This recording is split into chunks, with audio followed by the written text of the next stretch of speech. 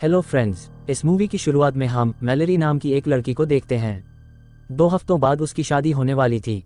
अपनी शादी की तैयारी के लिए वो डेनवर शहर की ओर जा रही थी, जो कि बहुत दूर था। इसलिए वो म्यूजिक सुनते हुए एंजॉय करते हुए जा रही होती है। लेकिन तभी वो अपनी कार एक जगह पर मोड़ लेती है, क्योंकि ये एक शॉर्टकट था। वो रास्ता काफी सुनसान भी था। तभी थोड़ा दूर चलते ही उसकी कार अचानक खराब हो जाती है। फिर वो बाहर निकलकर कार को चेक करने लगती है, लेकिन उसे कुछ भी समझ में नहीं आता। इसलिए वो किसी को कॉल करने की कोशिश करती है, लेकिन इस जगह पर फोन में सिग्नल भी नहीं होता है। अब वो बहुत परेशान हो जाती है, इसलिए खुद को थोड़ा शांत करने के लिए वो ड्रिंक निकालती है। लेकिन गलती से वो ड्रिंक उसकी शर्ट पर ही गिर जाता है, जिसकी वजह से वो अपने बैग से दूसरी शर्ट लेकर चेंज कर रही होती है। तभी अचानक वहां पर एक लड़का आ जाता है, जिसका नाम क्रिश्चियन होता है। वो काफी अच्छे तरीके से मैलरी से बात करता है। वो मैलरी की कार ठीक करने की कोशिश करता है, जिससे वो कार स्टार्ट भी हो जाती है। ये देखकर मैलरी काफी खुश हो जाती है और कार ठीक करने के लिए उसे पैसे ऑफर करती है। लेकिन क्रिश्चियन पैसे लेने से मना कर देता है, इसलिए मैलरी थैंक्स बोलकर वहां से निकल जाती है। लेकिन थोड़ी दूर आगे चलने पर वो अपनी कार को रोक देती है, क्योंकि उसे लग रहा था कि क्रिश्चियन से मदद लेने के बावजूद वो उसे वहां अकेला छोड़ रही है।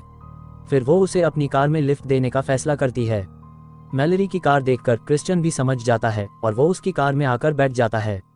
फिर वो दोनों आगे की ओर निकल जाते हैं, जहां उन दोनों में बातचीत शुरू हो जाती है। क्रिश्चियन काफी प्यारी प्यारी बातें करके मैलरी को इम्प्रेस करने की कोशिश करता है।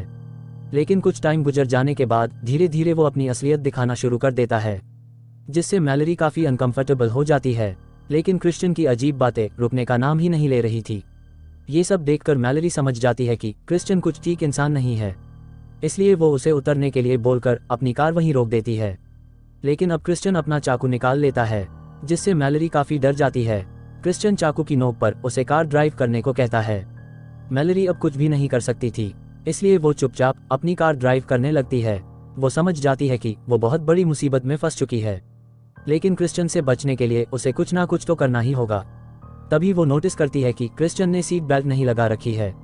इसलिए वो मन ही मन में एक खतरनाक प्लान बनाती है, जिसमें उसकी खुद की भी जान जा सकती थी। लेकिन उस साइको क्रिश्चियन से छुटकारा पाने के लिए वो ये जोखिम उठाने को भी तैयार थी। फिर मौका देखकर वो अपनी कार को क्रैश करा देती है। लेकिन ऐसा करना उसके लिए भी आसान नहीं रहता है। इस एक्सीडेंट से उसकी हालत भी काफी खराब हो जाती है। तब वो किसी तरह खुद को संभालती है। वो देखती है कि क्रिश्चियन पास में ही बेहोश पड़ा है, इसलिए वो जल्दी से अपना सीट बेल्ट खोलकर वहां से निकलने की कोशिश करती है।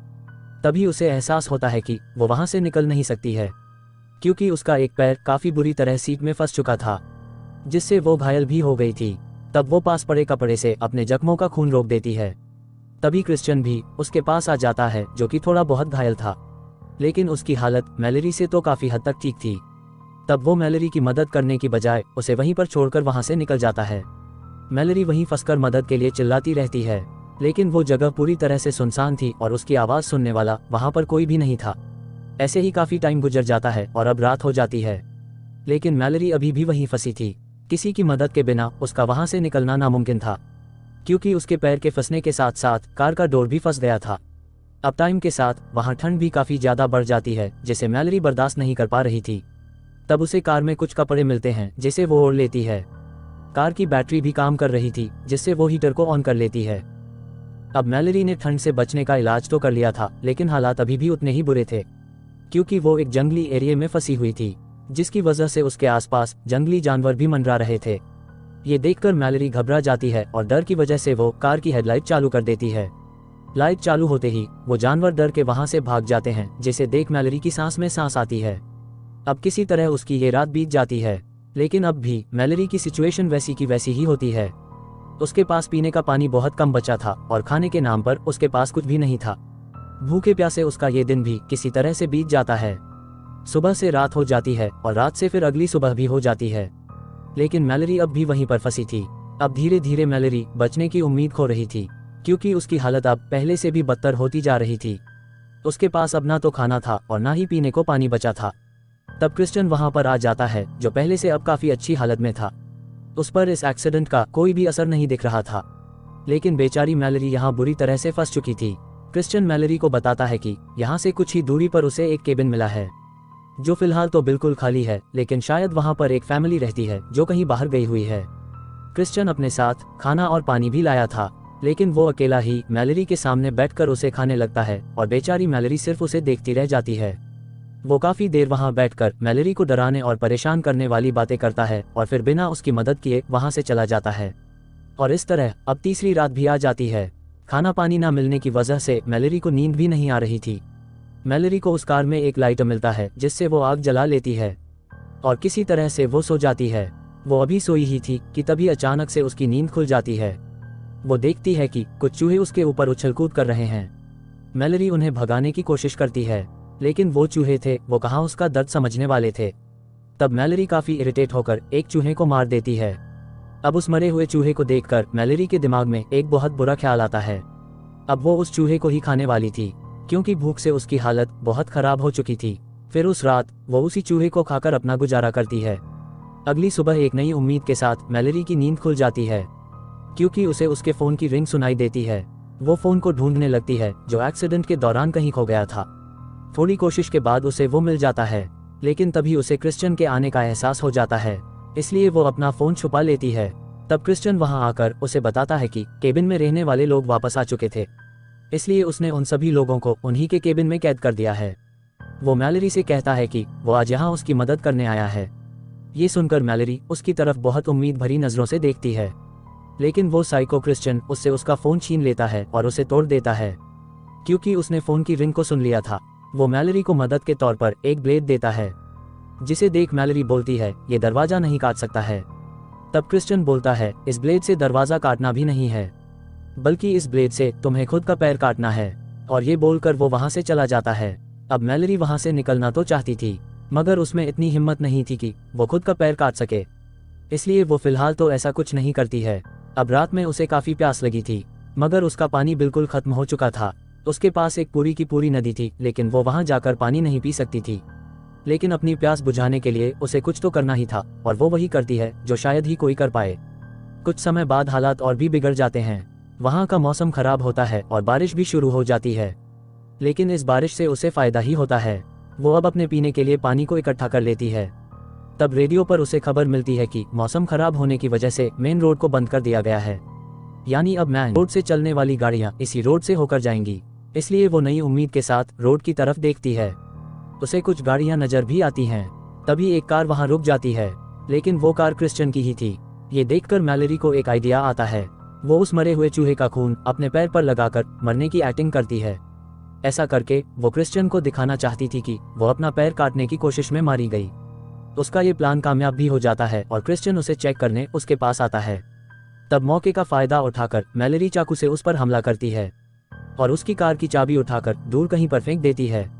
उसने चाबी इसलिए फेंकी थी क्योंकि खाई में गिरी गाड़ी की तरफ किसी की नजर नहीं जा रही थी, लेकिन अब रास्ते में खड़ी क्रिश्चियन की गाड़ी को देखकर लोगों के वहां रुकने के चांस थोड़े ज्यादा थे।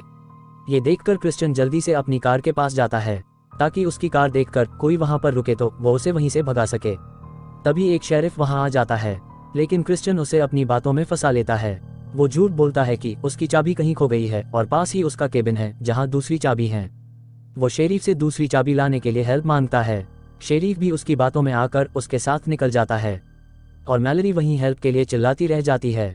अब बारिश काफी बढ़ गई थी, जिसकी वजह से उसके पास वाली नदी में पानी भरना शुरू हो जाता है, जिससे वो और भी ज्यादा घबरा जाती है, क्योंकि अगर पानी का लेवल ज्यादा बढ़ा तो वो भी कार के साथ ही डूब जाएगी। अब वो उस बाढ़ से घबराकर अपना पैर काटने का फैसला करती है। फिर काफी हिम्मत जुटाकर वो अपना पैर काटने लगती है, लेकिन पानी काफी तेजी से कार में भरने लगता है, जिससे उसकी ब्लेड भी कहीं पर खो जाती है और अब ज्यादा पानी की वजह से उसकी कार भी पानी के साथ बहने लगती है। अब मैलरी को बचने का कोई भी रास्ता नहीं दिखाई दे रहा था। उसकी सारी उम्मीदें अब खत्म हो चुकी थी, लेकिन तभी इतनी परेशानियों और बुरे हालातों का सामना करने के बाद आखिरकार उसके साथ कुछ अच्छा होता है। पानी के तेज बहाव के कारण उसकी गाड़ी का दरवाजा खुल जाता है, जिससे वो बिना अपने पैर को काटे ही आजाद हो जाती है। अब वो वहां से निकलने का रास्ता ढूंढने लगती है। तभी पास ही उसे एक केबिन दिखता है जिसमें से किसी के चीखने की आवाजें आ रही थी। ये वही केबिन होता है जिसके बारे में क्रिश्चियन बता रहा था। मैलरी चाहती तो वहां से निकल सकती थी, लेकिन वो ऐसा करने की बजाय उन लोगों को बचाने का फैसला करती है। आगे बढ़ने पर उसे पता चलता है कि यहाँ पर काफी सारे ट्रैप्स लगाए गए हैं, इसलिए वो काफी संभल कर केबिन में जाती है। वो देखती है कि क्रिश्चियन ने केबिन के मालिक को मार दिया है, साथ ही उसने उस शेरीफ को भी मार दिया था जिसे वो चाबी लाने के बहाने केबिन में ले आया था। मैलरी शेरिफ की गन लेकर आगे बढ़ती है तो उसे पता चलता है कि क्रिश्चियन ने केबिन के ऑनर की बेटी को कैद कर लिया है। इसलिए वो धीरे से उसे छुड़ाने की कोशिश करती है, लेकिन तभी उसे वहां क्रिश्चियन के आने की आवाज़ सुनाई देती है और वो जल्दी से वहीं छिप जाती है। फिर जैसे ही क्रिश्चियन अंदर आता है, मैलरी उसे गन पॉइंट पर लेकर शूट कर देती है, लेकिन क्रिश्चियन उससे बचकर मैलरी पर ही हमला कर देता है। लेकिन मैलरी उसका मुकाबला करते हुए उसे किसी तरह नीचे गिरा देती है, जिससे वो सीधा एक ट्रैप पर गिरता है और उसका पैर उस ट्रैप में फंस जाता है। अब वो भी उसी हालत में था जिस हालत में मैलरी इतने दिनों से थी। तब मैलरी उसके पास आकर बोलती है, मैं भी तुम्हारी हेल्प करने आई हूँ। अब मैलरी भी क्रिश्चियन के साथ वही करती है जो उसने मैलरी के साथ किया था। वो उसे एक चाकू देकर बोलती है, आज़ाद होने का सिर्फ यही तरीका है, यानी क्रिश्चियन को भी अगर यहाँ से आज़ाद होना है तो उसे भी अपना पैर काटना होगा। ये बोलकर मैलरी उसे मरने के लिए वहीं छोड़ देती है और उस लड़की को लेकर वहाँ से निकल जाती है। इसी सीन के साथ मूवी का एंड हो जाता है।